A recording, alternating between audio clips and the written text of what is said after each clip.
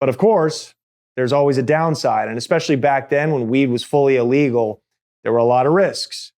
The first one was just the drought that happened. Now, it's unimaginable in 2022 to think that there could actually be a shortage of marijuana, but especially with outdoor weed, back then there was. So the growers would harvest their weed in late October, early November every year. That was harvest time. That's when the streets were flooded and the prices were low. But what would happen was, as the year went on and the growers sold out of their supply, by the end of summer, August, September, sometimes they would be completely sold out of their product. And as a drug dealer, you would have no supply and you would just be burning a hole in your pocket. These were the worst times. We called this the drought. I remember the drought of 2009. We would drive down to Northern California, 10-hour drive sometimes, all the way down to these tiny little towns. We would go to one supplier, he would be cleaned out. We would get on the phone with another guy, he would say, yeah, hurry up, because somebody else, I got 10 pounds left, somebody else wants it, how quick can you get down here? We would drive another 2 hours into the forest. By the time we got there, he was all sold out. It was a nightmare. And the drought carried with it a lot of dangers too. A lot of robberies happened during this time. So drug dealers who didn't have any product to sell would see another guy who's sitting on some product. You might go kick in his door and take what he's got just to survive. This was also the time when we turned to selling cocaine. We would go to our coke supplier, a Mexican guy who would eventually get us tied in with the Sinaloans and the cartel members who had the big grow ops in Northern California. We would go to him and say, look, we're starving here. And he would give us 8, 9, sometimes as much as a half a key, 16 ounces of coke. And we would start turning that over just to keep us afloat while we were waiting for the harvest and our weed to come in. You know, a few times I came home from political science class or whatever to find my own apartment door kicked in, my entire stash cleaned out.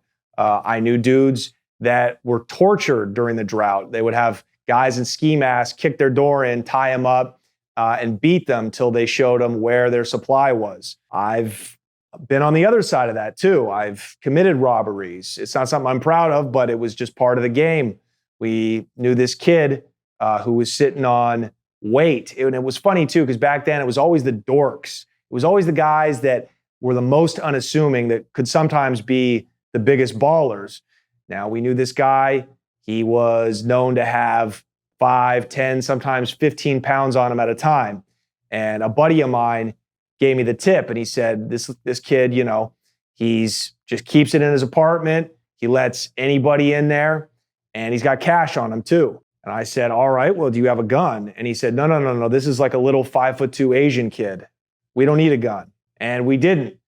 We just put ski masks on. We kicked down his door. We beat him up and we cleaned him out of his stash. Now, look, I don't tell these stories to glorify it. This is just the truth. I'm not proud of that. And I think my karma has come back to bite me multiple times over since then. I like to think we put the kid out of business and he went and he found a better way of life. But that was just what happened during that time. This was a black market. This was a criminal business. And, you know, it is what it is.